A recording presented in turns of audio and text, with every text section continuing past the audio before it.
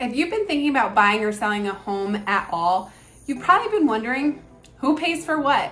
Stay tuned to this video where I'll be breaking down exactly what you can expect for who will be paying for each item in the course of a transaction.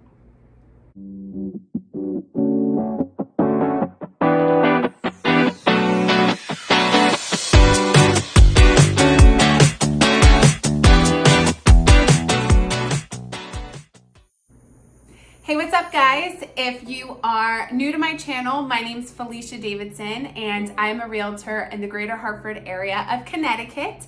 If you are a returner, thank you. I am grateful to have you back. So let's jump right in. I am going to start with breaking down the costs that you can expect to have to cover as a buyer. The first thing that I want to say is that most items that a buyer is going to pay for are going to be at the end of the transaction at the closing table, with a few exceptions. There are some misconceptions out there about real estate commissions, and I think one of the big ones is people thinking that they have to pay a realtor to show them homes, from the start. The truth is that realtors usually get paid their commission at the closing table, and I will get more into that later on. But just know that you can look at houses, you can be working with the realtor, and they can show you really as many houses as you want and get the process going without you having to worry about that risk of making any payments beyond just paying for the gas to get there.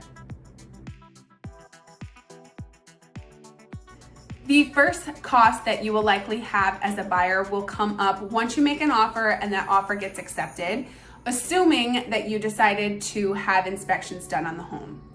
Inspections are done and usually paid for upfront or right at the end of the inspection the day of, and it usually ranges anywhere around maybe $300 to $400 depending on a few different things, but that's about the amount of money that you can expect to put down right away towards that house.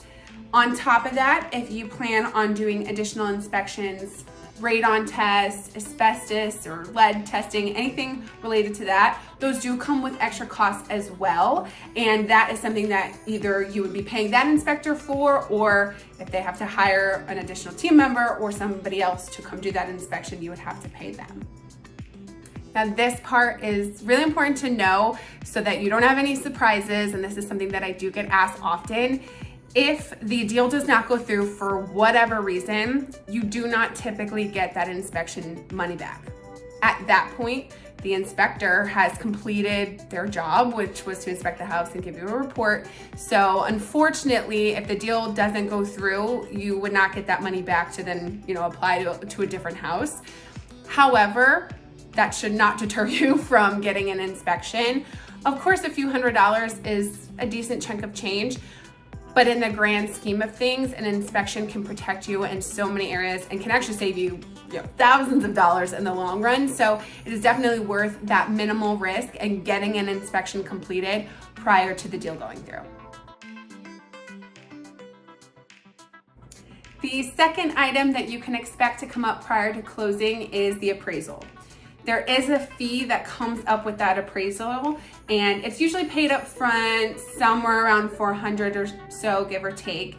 And that is a requirement by the lender. They do require an appraisal in order to furnish the loan. So it's usually not something you can avoid unless you're paying cash.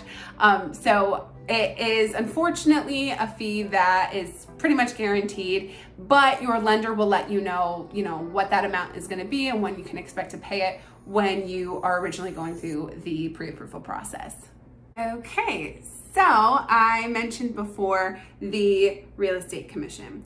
I mentioned that buyers do not typically have to pay, upfront prior to seeing homes.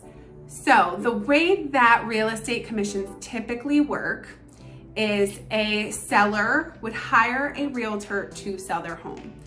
The rate of that commission is negotiable. It is something that both parties come to an agreement on, and it really can range in the amount that is asked for the commission. From there, the listing agent is to pay the commission for the buyer's agent that brings the buyer for the home. So as a home seller, you can expect to pay the real estate commission for your realtor.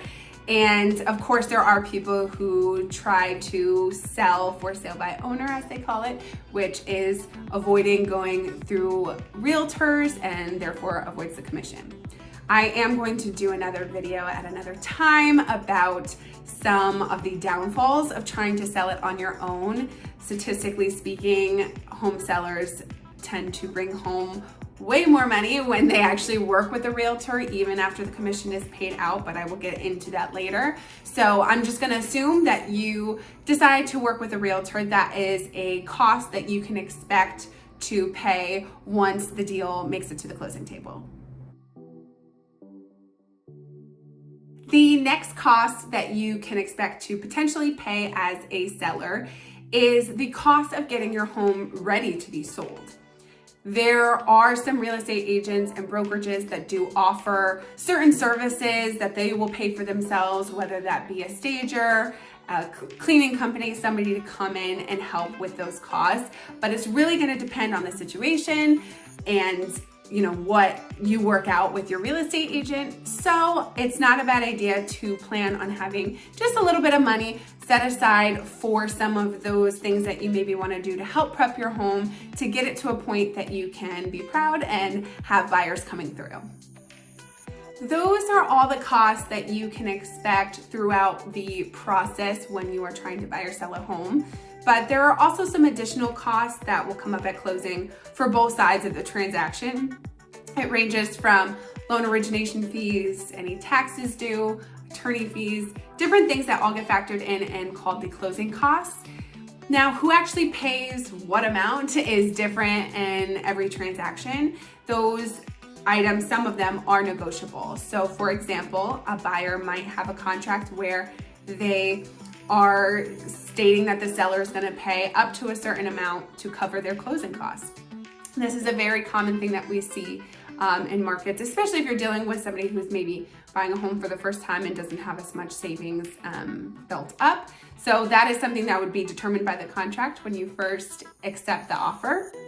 So just note that those things are, again, something that could really vary depending on the contract that you're in. So you should be prepared to at least have some savings ready to go depending on the situation. Thank you so much for watching. If you have any other questions about real estate, feel free to reach out to me at my contact information listed below. And don't forget to subscribe for more about all things real estate. And I will see you next time.